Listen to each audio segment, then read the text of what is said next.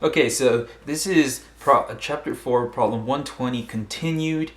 This is for a polytropic process using one example that's really tough. So, where we ended off last time was that we had to find this work of the boundary out. And in finding this work of the boundary out, we found that it equaled some... We found out we had to manipulate this ideal gas equation to figure out... to simplify it so we didn't have volume, because there was no way we could even find it with our problem, right? And so we ended up with this equation. And we found out that we didn't know what this T2 was, right? So we needed to find another way to kind of get that T2, right?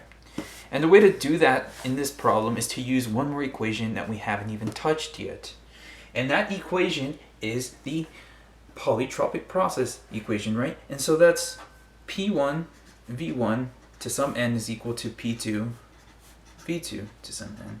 And now we have to find a way to manipulate this to get T2. And to do that, well, what are we going to do? In fact, what we are going to do is manipulate this again using the ideal gas equation, which says PV equals mRT somehow, right? We're going to use this again in a way to get the T2. And so let's go ahead and just play around with this equation. And the algebra is going to get really tough on this one. So I guess this problem is more of knowing your algebra more than anything. So what we're going to do here is I'm going to start out by moving this P1 over P2 is equal to move this over V2 over V1 to the n, right? And I'm going to do the, in this case, now I'm going to do the ln of both sides, so that leads to ln of P1 over P2 times n times ln of V2 over V1, right? And then after this, well, what we have to do now is kind of get this by itself, so we can do something with it using PV equals mRT. So what we're going to have to do is divide by n and then take the e, the exponential of that. So then this kind of looks like V2 over V1, let's cross, is equal to e to the ln of P1 over P2 over n, right? And so this is what we get. Now what we're going to have to do is manipulate this. And we know that V is equal to mRT P over P. So let's go ahead and do that. So I'm just going to change this with V equal to mRT over P.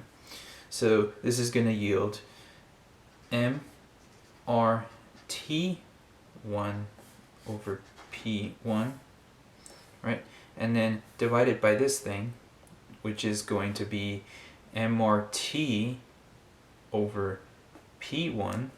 And sorry, this is actually 2 here. So I'm just going to switch them around already, just get this and switch it around. So then what happens now is that the P1 is on top over mRT1 is equal to this e thing here, e to the ln of P1 over P2 over n, right? And so what happens is masses are constant, r's are constant, and then now we get this T2 over P2 is equal to P1 over T1. This is equal to the e function thing, right? So you can start to see why this is probably the hardest problem in the polytropic world here we have in our textbook. So then now we need to get this T2 by itself. So that's basically just from here on out, we're gonna just T2 is equal to P2 over P1 times this T1 times E to the ln of P1 over P2 over N. And this should yield some answer. So to cut down some time, I'm just going to give you what you should get.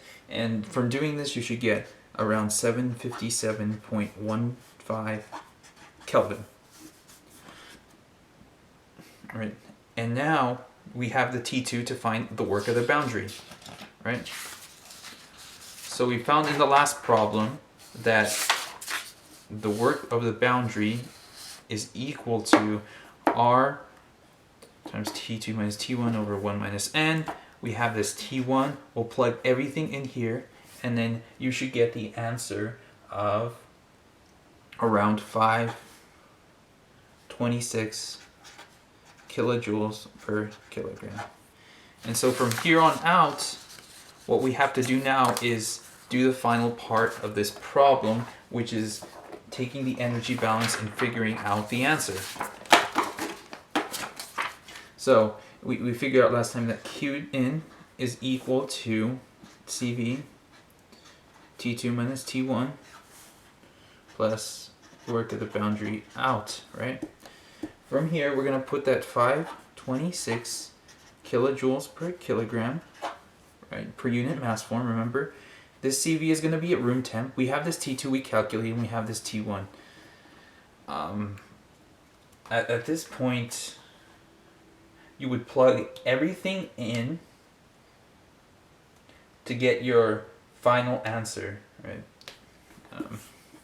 And so just plugging this CV that we used at room temp, this T2 and T1, you should get, this is some number, I'm not sure, but I know that this final answer that you should get is around 197 kilojoules per kilogram for Q in, right? And that should be your answer to this problem. Thanks.